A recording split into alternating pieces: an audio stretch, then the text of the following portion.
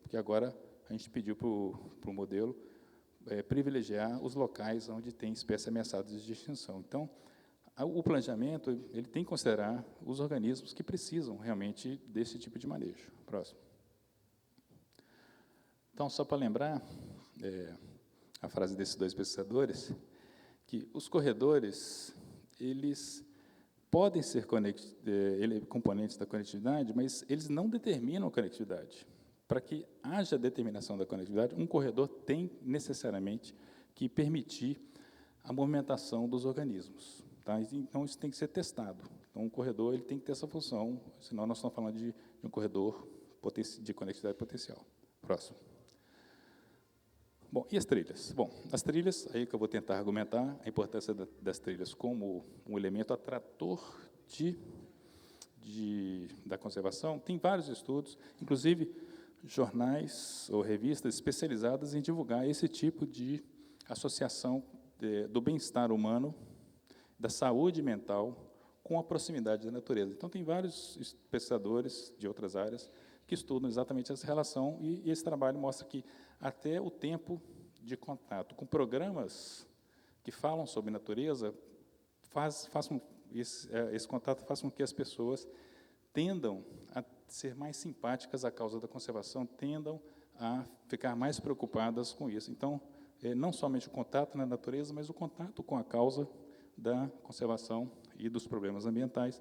Isso motiva as pessoas a se envolverem na conservação, e, para mim, esse é a maior contribuição das trilhas de longo curso. Próximo. Então, quando a gente... Volta um. Quando a gente olha a definição das trilhas de longo curso na rede brasileira de trilhas, fala que as trilhas são enormes corredores que se transformam em ferramentas reconhecidas pela legislação ambiental, para ampliar a conectividade, etc. A gente também, quando a gente procura esse termo na literatura, existem vários termos em inglês, né? Regional Trails, ou Greenway System, Nature Trails, Long Distance Trails, Trail Corridor, Scenic Trails. Você tem uma variedade muito grande de termos associados com isso, como também temos dos corredores, né? Mas talvez a maior importância das trilhas não seja bem a conectividade, mas essa oportunidade de atração das pessoas. Quando a gente olha a portaria que criou as trilhas, ou instituiu as trilhas, né, tem esses dois termos, né? A trilha deve promover a conectividade e promover a conservação da biodiversidade. Eu acho que o mais importante é a conservação. Vou tentar argumentar aqui nisso.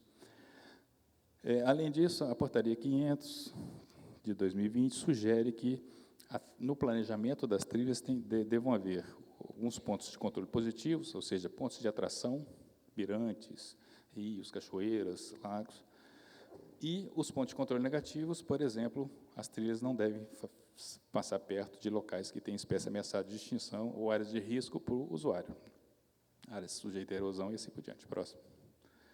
Então, pegando esses critérios da portaria e juntando com as variáveis que determinam a proximidade de cachoeiras, proximidade de estradas e rios de espécies ameaçadas, colocando isso, próximo, a gente pode ter dois tipos de trilha. Tá? Em vermelho, ou em laranja ali, nós temos uma trilha modelada entre essas duas áreas, né, entre esses dois parques, mas que a gente não observa, por exemplo, os atrativos, nem as espécies ameaçadas. Em preto, em verde escuro, nós temos uma trilha modelada quando a gente inclui esses critérios de passar perto de cachoeiras, passar longe de espécies ameaçadas. Então, o traçado das trilhas muda em função do critério que é usado para esse planejamento. Tá?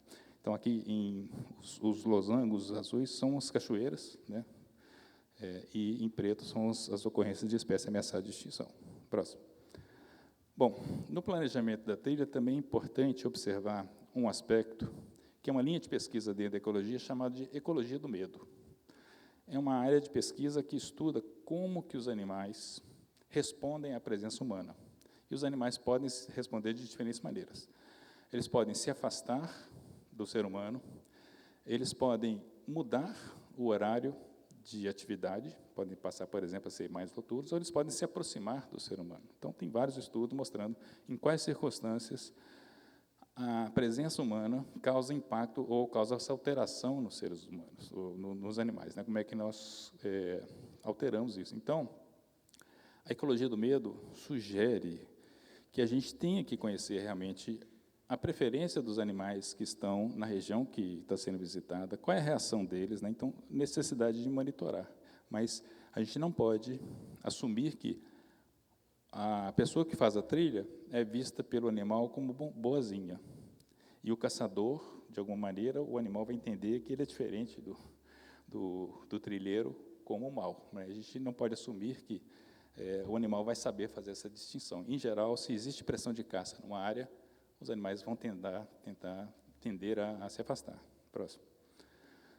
Mas existem alguns trabalhos, algumas sugestões, por exemplo, eu trouxe esse aqui, que sugere como contornar esse problema da ecologia do medo. Como a gente minimiza o impacto de trilhas de longo curso na fauna nativa, né? Então, existem várias áreas que estudam essa, né, em várias circunstâncias que estudam a ecologia do medo, né?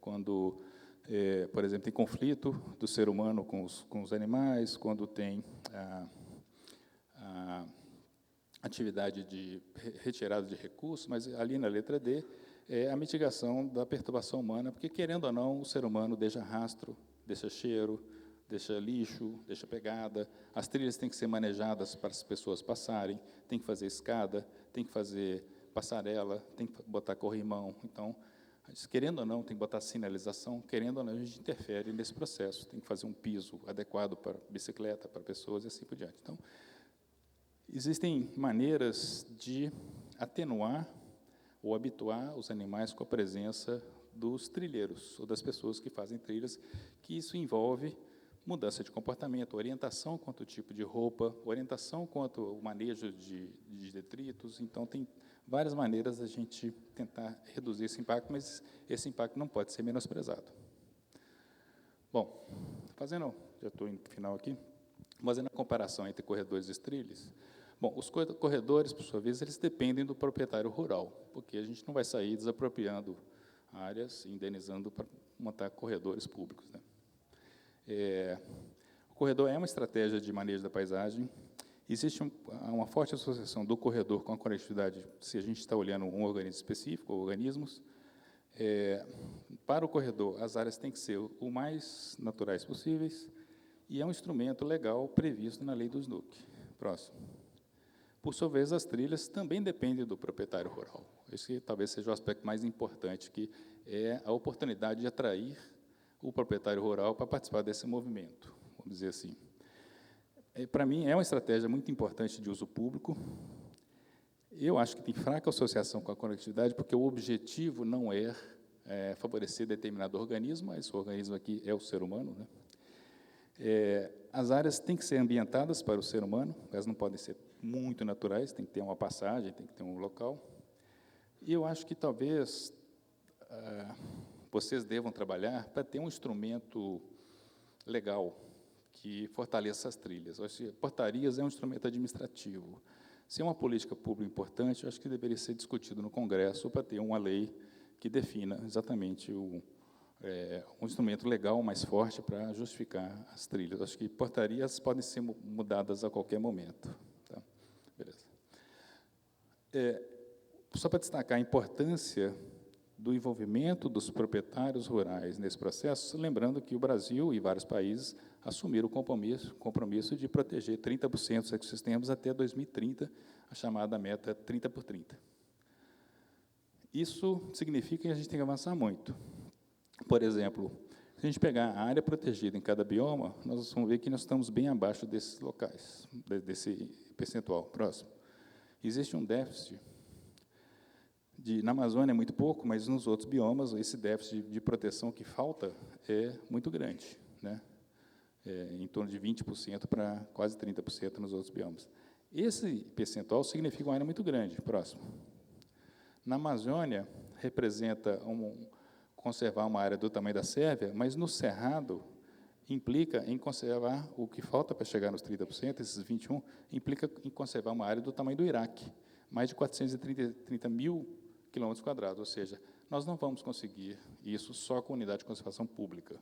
Nós temos que envolver os proprietários rurais nesse processo como um processo mais democrático, menos impactante do ponto de vista da implementação das estratégias. Próximo. E o papel dos proprietários rurais na conservação das áreas protegidas ou da natureza é muito baixo no mundo inteiro. A média global é de 1,4% das áreas protegidas são compostas por unidades privadas. Nós temos que aumentar muito esse processo. E essa foi exatamente a mensagem nesse artigo que a gente publicou na Science no começo do ano, exatamente para falar que, sem o envolvimento dos proprietários, a gente não consegue atingir essa meta. E eu acho que as trilhas de longo curso são um elemento excelente para promover esse tipo de participação e esse tipo de envolvimento em prol da conservação. Isso talvez seja o principal papel das trilhas de longo curso. Era isso que eu queria mostrar. Eu agradeço e fico à disposição aqui para perguntas. Obrigado.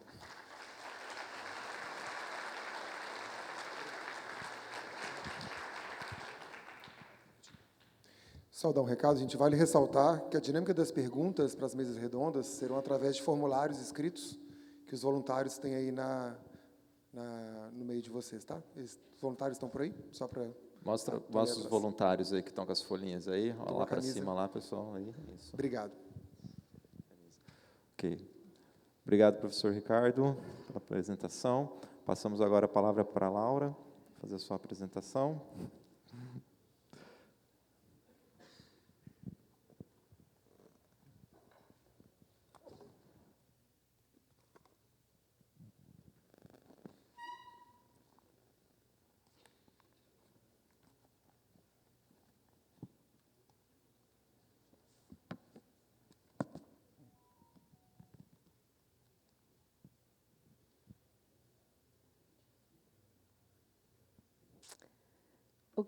Good morning, everyone. I am Laura Belleville. I'm the Vice President for Conservation and Policy at the Appalachian Trail Conservancy. I've worked at the Conservancy for nearly 20 years. And when I started, I thought I was joining an organization that was strictly devoted to building a trail through the woods and repairing a trail and keeping people safe while they were on the trail. And I quickly learned that the Appalachian Trail was more about conservation, or as important to conservation in its vision as it is to recreation. And so 100 years ago, some of you may know a forester named Benton MacKaye. He envisioned the idea for the Appalachian Trail as a means to conserve the Appalachian mountain landscape. And so for 100 years, I'm not saying that trail builders forgot about that vision, but they were very focused on building a nearly 3,500 kilometer trail. And now in the last roughly 15 years, we have been talking a lot more about the trail corridor in the context of conservation.